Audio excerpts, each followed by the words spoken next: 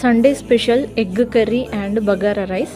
బగారా రైస్లో ఈరోజు నేను కొంచెం పుదీనా గ్రైండ్ చేసి ఇలా పచ్చి వాసన పోయేంత వరకు ఇలా వేయించుకొని ఆ తర్వాత రైస్ వేసి వాటర్ అయితే పోసుకున్నాను అనమాట. యాక్చువల్లీ ఏంటంటే ఈరోజు ఫిష్ కర్రీ అయితే చేద్దాం అనుకున్నాం.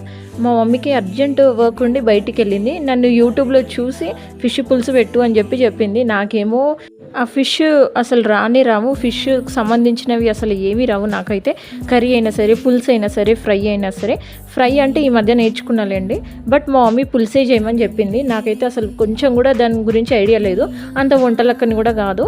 సో అందుకనే ఎగ్ కర్రీ అయితే చేస్తున్నాను అనమాట. ఒక సైడ్ అయితే ఎగ్ పెట్టాను, ఇంకో సైడ్ ఏమో బగారా రైస్ అయితే చేస్తున్నా.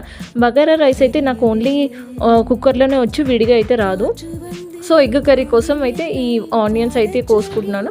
ఇక్కడ చూస్తున్నారు కదా, ఈ ఫిష్ చూస్తేనే నాకు విరక్తి వస్తుంది ఈ మధ్య. ఎందుకో ఫిష్ తినడం నచ్చట్లేదు ఈ మధ్య. సో అందుకని ఒక బాక్స్లో పెట్టి ఫ్రిడ్జ్లో అయితే పెట్టాను. దీని గురించి ఇంకా మా మమ్మీయే చూసుకుంటుంది. ఇది ఆల్రెడీ కట్ చేసి పెట్టారు. సో ఫిష్ పులుసు ఎలా పెట్టాలి ఏంటి అనేది నేను నెక్స్ట్ షార్ట్ వీడియోలో అయితే చూపిస్తాను. సో ఎగ్స్ అయితే బాయిల్ అయిపోయినాయి, ఇంకా కర్రీ చేయడమే. ఇంకా కర్రీ చేసే వరకు ఇంకా మా మమ్మీ వాళ్ళు అయితే వచ్చేస్తారు, ఇంకా వాళ్ళకి సర్వింగ్ చేయడమే. సో ఇదనమాట మా ఇంట్లో సండే స్పెషల్. మీ ఇంట్లో ఏం స్పెషలో కామెంట్ చేయండి. Thank you so much and please subscribe my YouTube channel. Thank you so much for watching.